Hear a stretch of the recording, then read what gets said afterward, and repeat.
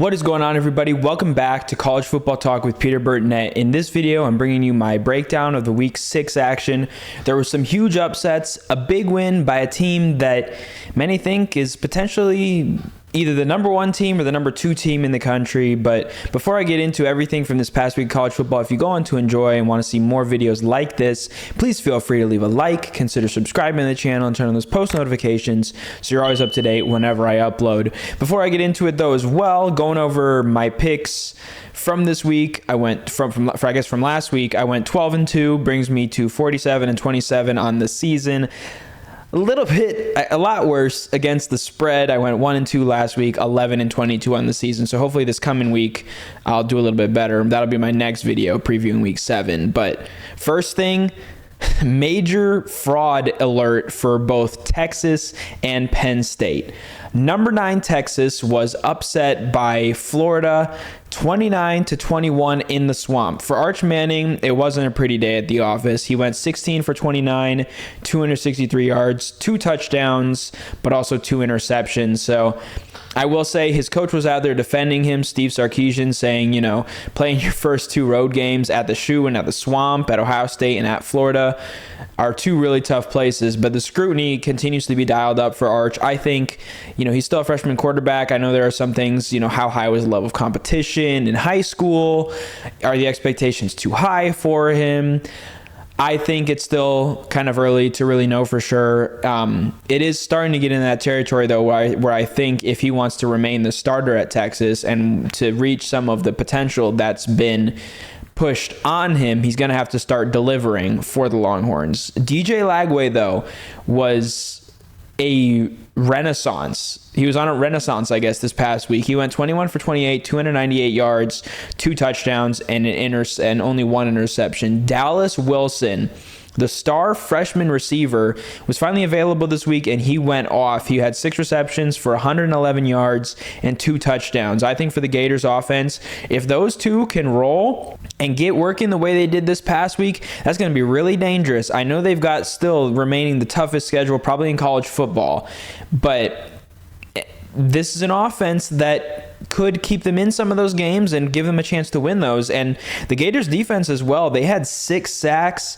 Jordan Castell and Devin Moore had an interception each, and they looked pretty good as well against the Texas offense that has kind of been sputtering at times, but still an overall well-rounded Texas offense. Obviously there were running back concerns for them in this game for Texas, so that obviously kind of went in Florida's advantage. But for Texas, kind of the outlook going forward, they're now 3-2 and they're unranked. The team that was the number 1 preseason team, that obviously kind of by default and by what many analysts were saying made them the favorites in college football, they're unranked 6 weeks into the season. So that is a huge storyline.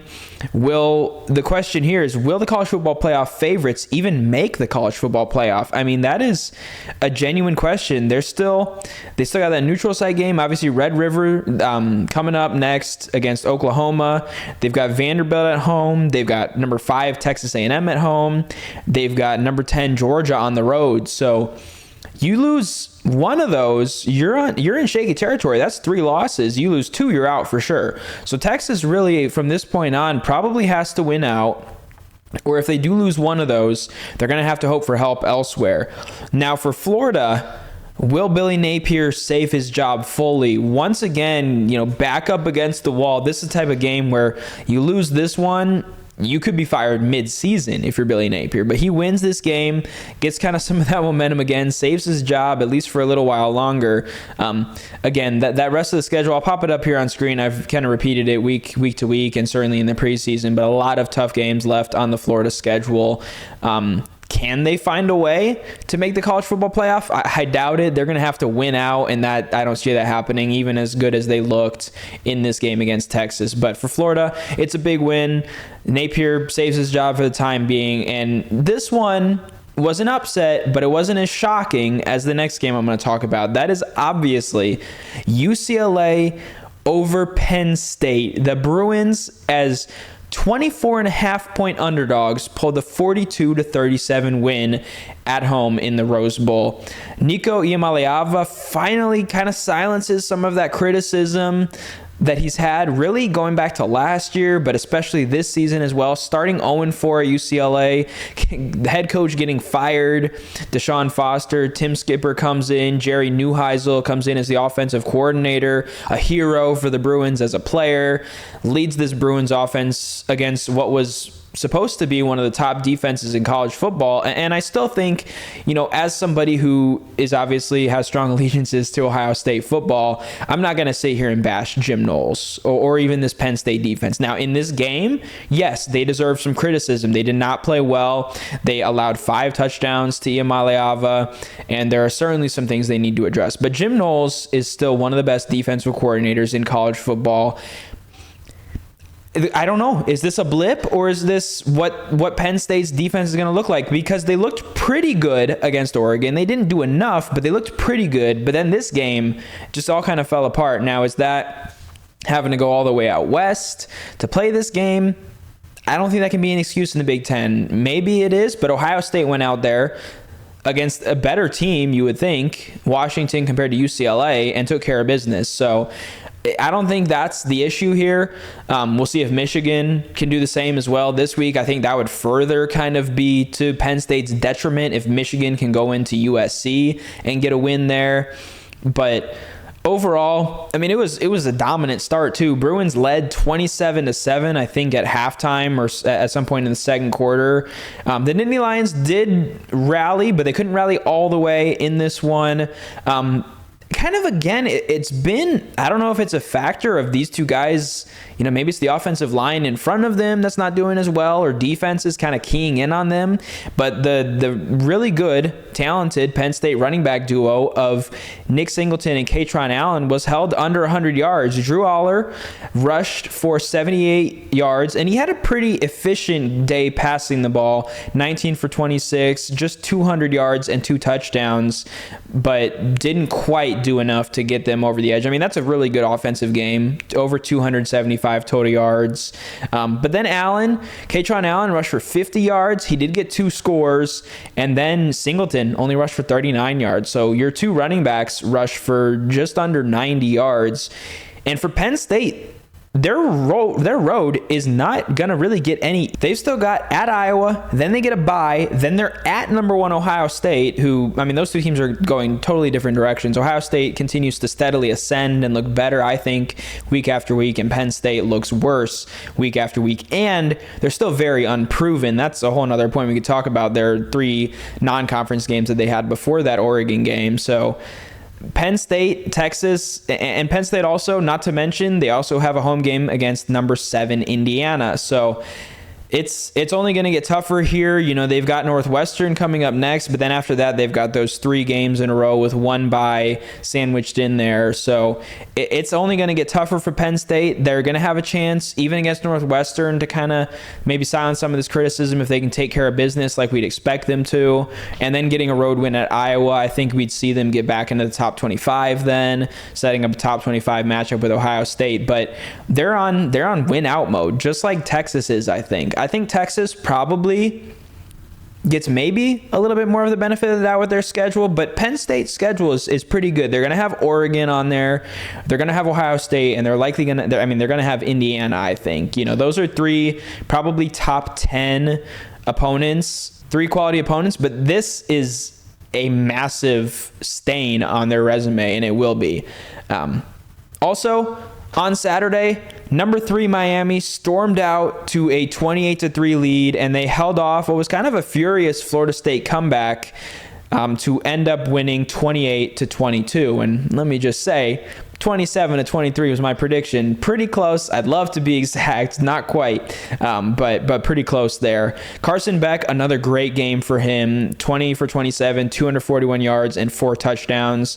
And then a pair of touchdowns to each of his star receivers. Malachi Toney went for 7 receptions for 107 yards, 2 scores. CJ Daniels, 5 receptions, 78 yards and 2 touchdowns. The defense also was flying all over the place. I mean, they didn't even need Ruben Bain to play his very best game. I think Florida State kind of targeted him a little bit, but you got Keontae Scott, who had 11 tackles, half a tackle for loss. a pass deflection, and a fumble recovery. Then Jacoby Thomas, big game for him in the secondary, interception and a sack and 2 pass deflections. And then Akeem Mesidor with a sack and 2 tackles for loss. Miami, to me, if it wasn't for how dominant Ohio State was looking, I would probably put Miami into that number 1 spot. I'll reveal my top 10 at the end of this video, and actually kind of more of like a college football playoff picture. But Miami's right there. I think their resume is debatably better than Ohio State's. Florida kind of helped strengthen that by the way they played against Texas. Obviously, South Florida continues to play really well at the American Conference. They've got that win over Notre Dame, who Notre Dame is one of the best offenses in college football now. They didn't look that way early on, but I think it is easy, too, to forget. They only put up 24 against Miami, so that's not great, but they put up 40. They nearly went to overtime in that game against Texas A&M if it wasn't for that dropped snap on the extra point. So I think that's something to consider too, is Notre Dame is actually a really good win for Miami. I think, to me, Ohio State, that win over Texas doesn't look as strong either. So I'm really close to putting Miami in that number 1 spot, but I do think I'm going to stick with the Buckeyes there. Finally, one other big game. It was kind of a slower week, but I kind of said that in my preview that these type of weeks are the ones where the upsets happen, and they did indeed happen, but not in this last game. Number 10 Alabama scored 23 unanswered points after trailing 14-7 early against number 16 Vanderbilt. Ty Simpson, he's certainly put himself into the Heisman watch. 340 passing yards, 2 touchdowns, and an interception. Justin Jefferson, no, not the wide receiver star from LSU, now in the NFL with the Minnesota Vikings. 14 tackles to lead the Crimson Tide defense and a sack. To me, the SEC race continues to be wide open. I think Alabama is in that discussion. Ole Miss is in the discussion. Oklahoma, Texas, and probably Georgia, though out of those teams, the Bulldogs are the only team with a loss. And then Alabama, they've got a team that has a chance to throw themselves into that picture. You've got Mizzou up next, number 14 in the country. If the Crimson Tide win there, I think they kind of further cement themselves as probably the favorite and kind of show that maybe that loss to Florida State was a little bit more of a fluke. Not to take away from how Florida State played in that game, but just that maybe they were figuring some things out early on, especially Simpson at quarterback.